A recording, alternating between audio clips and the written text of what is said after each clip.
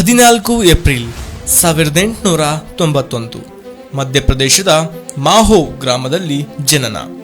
ತಂದೆ ರಾಮ್ಜಿ ಮಾಲೋಜಿ ಸಕ್ಪಾಲ್, ತಾಯಿ ಭೀಮಾಬಾಯಿ. 1896 ಭೀಮಾಬಾಯಿ ನಿಧನ. ನವೆಂಬರ್ 1900 ಸತಾರಾ ಸರ್ಕಾರಿ ಪ್ರೌಢಶಾಲೆಗೆ ಪ್ರವೇಶ. ದಲಿತನಾಗಿ ಹುಟ್ಟಿದ್ದಕ್ಕೆ ಶಾಲಾ ದಿನಗಳಲ್ಲೇ ಅಸ್ಪೃಶ್ಯತೆಯ ಕರಾಳ ಅನುಭವ. 1904 ಸತಾರಾದಿಂದ ಬಾಂಬೆಗೆ ಕುಟುಂಬ ಬದಲಿಸಿ ಮಾಲೋಜಿ ಸಕ್ಪಾಲ್ ಬಾಂಬೆಯ ಎಲ್ಫಿನ್ಸ್ಟನ್ ಹೈಸ್ಕೂಲ್ಗೆ ಸೇರ್ಪಡೆ. 4 ಏಪ್ರಿಲ್ 1906 ತಮ್ಮ 15ನೇ ವರ್ಷದಲ್ಲಿ ರಮಾಬಾಯಿ ಅವರೊಂದಿಗೆ ವಿವಾಹ.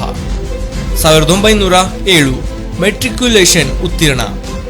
1908 ಎಲ್ಫಿನ್ಸ್ಟನ್ ಕಾಲೇಜಿಗೆ ಪ್ರವೇಶ. ಡಿಸೆಂಬರ್ 1912 ಪುತ್ರ ಯಶವಂತ್ ಜನನ.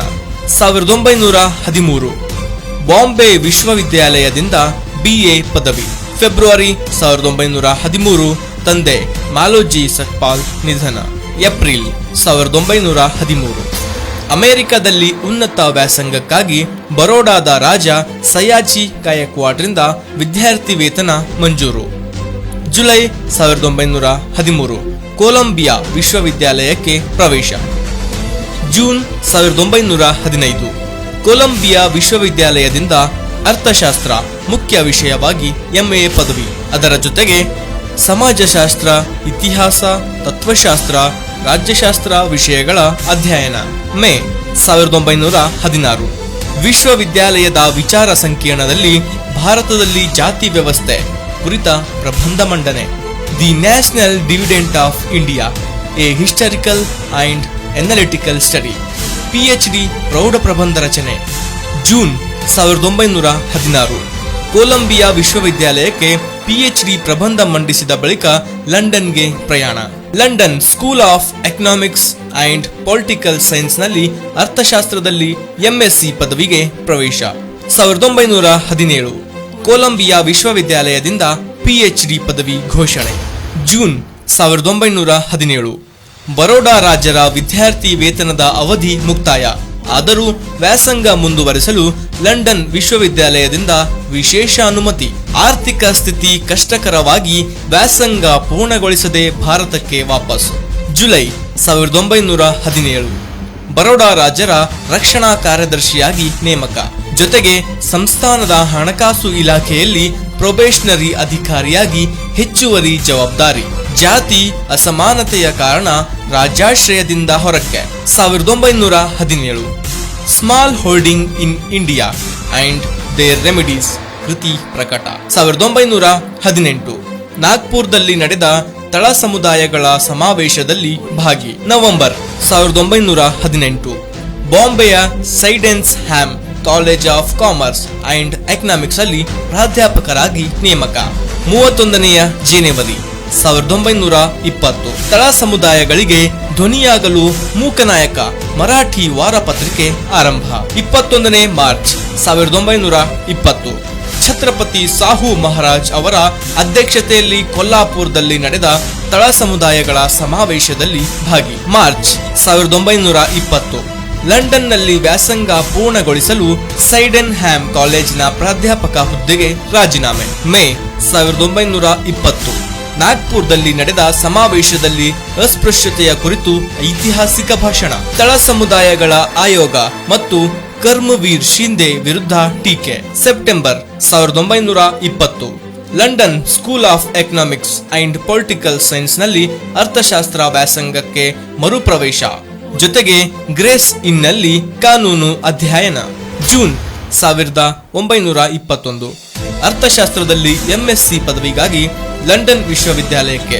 Provision decentralisation of imperial finance in British India ಪ್ರೌಢ ಪ್ರಬಂಧ ಮಂಡನೆ. 1922 ಮತ್ತು 23 ಜರ್ಮನಿಯ ಬಾನ್ ವಿಶ್ವವಿದ್ಯಾಲಯದಲ್ಲಿ ಕೆಲಕಾಲ ಅರ್ಥಶಾಸ್ತ್ರ ಅಧ್ಯಯನ. 1923 ಗ್ರೇಸ್ ಇನ್ನಿಂದ ಬ್ಯಾರಿಸ್ ಪದವಿ. ಏಪ್ರಿಲ್ 1923 ಭಾರತಕ್ಕೆ ವಾಪಸ್. ಜೂನ್ 1924 ಬಾಂಬೆ ಹೈಕೋರ್ಟ್ನಲ್ಲಿ ವಕೀಲಿಕೆ ಆರಂಭ. 20 ಜುಲೈ 1924 ತಳ ಸಮುದಾಯಗಳನ್ನ ಮೇಲೆತ್ತುವ ಬಹಿಷ್ಕೃತ ಹಿತಕಾರಣಿ ಸಭಾ ಸ್ಥಾಪನೆ. 1925 ಬಾರ್ಸಿಯಲ್ಲಿ ಅಸ್ಪೃಶ್ಯ ವಿದ್ಯಾರ್ಥಿಗಳಿಗಾಗಿ ವಿದ್ಯಾರ್ಥಿ ನಿಲಯ ಆರಂಭ. ಬಾಂಬೆ ಶಾಸನ ಸಭೆಯ ಸದಸ್ಯರಾಗಿ ನೇಮಕ.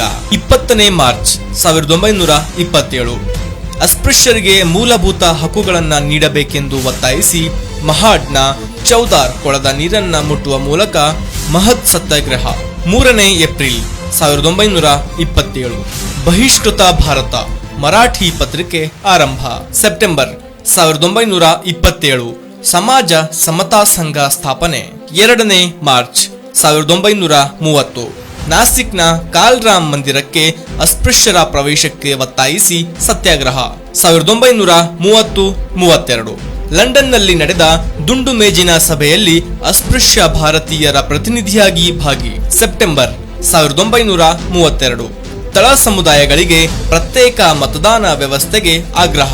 20ನೇ ಸೆಪ್ಟೆಂಬರ್ 1932 ಪ್ರತ್ಯೇಕ ಮತದಾನ ವ್ಯವಸ್ಥೆ ಜಾರಿಯಾದರೆ ಹಿಂದೂ ಧರ್ಮ ಒಡೆಯುತ್ತದೆ ಎಂಬ ಕಾರಣದಿಂದಾಗಿ ಪ್ರಸ್ತಾವವಿದ್ದ ಗಾಂಧೀಜಿಯಿಂದ ಉಪವಾಸ ಸತ್ಯಾಗ್ರಹ.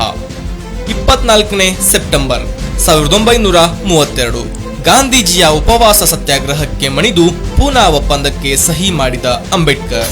26ನೇ ಮೇ 1935 ಪತ್ನಿ ರಮಾಬಾಯಿ ನಿಧನ. ಆಗಸ್ಟ್ 1936 ಸ್ವತಂತ್ರ ಕಾರ್ಮಿಕ ಪಕ್ಷ ಸ್ಥಾಪನೆ. ಫೆಬ್ರವರಿ 1937 ಭಾರತ ಸರ್ಕಾರದ ಕಾಯ್ದೆ.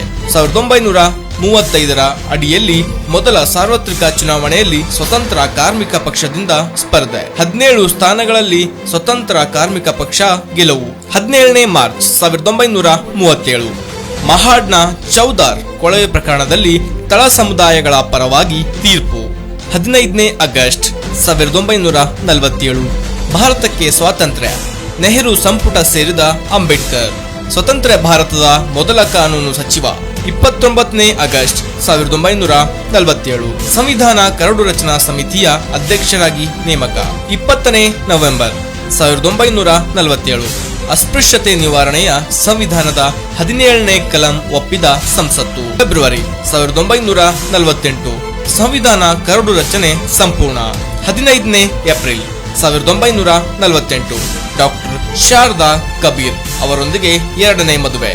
ಡಿಸೆಂಬರ್ 1950 ಕೊಲಂಬೋದಲ್ಲಿ ನಡೆದ ವಿಶ್ವ ಬೌದ್ಧ ಸಮ್ಮೇಳನದಲ್ಲಿ ಭಾಗಿ. 25ನೇ ನವೆಂಬರ್ 1949 ಸಂವಿಧಾನ ಅಂಗೀಕಾರದ ಬಗ್ಗೆ ಸಂಸತ್ತಿನಲ್ಲಿ ಭಾಷಣ. 9ನೇ ಸೆಪ್ಟೆಂಬರ್ 1951 ಹಿಂದೂ ಕೋಡ್ ಬಿಲ್ ಮಂಡನೆಯ ವಿಚಾರದಲ್ಲಿ ಅಸಮಾಧಾನಗೊಂಡು ನೆಹರು ಸಂಪುಟಕ್ಕೆ ರಾಜೀನಾಮೆ. 11ನೇ ಅಕ್ಟೋಬರ್ 1951 ಸಂಪುಟದಿಂದ ಹೊರನಡೆದ ಅಂಬೇಡ್ಕರ್. 14ನೇ ಅಕ್ಟೋಬರ್ 1956 ನಾಗ್ಪುರದಲ್ಲಿ ನಡೆದ ಕಾರ್ಯಕ್ರಮದಲ್ಲಿ ಪತ್ನಿಯೊಂದಿಗೆ ಬೌದ್ಧ ಧರ್ಮ ಸ್ವೀಕರಿಸಿದ ಅಂಬೇಡ್ಕರ್.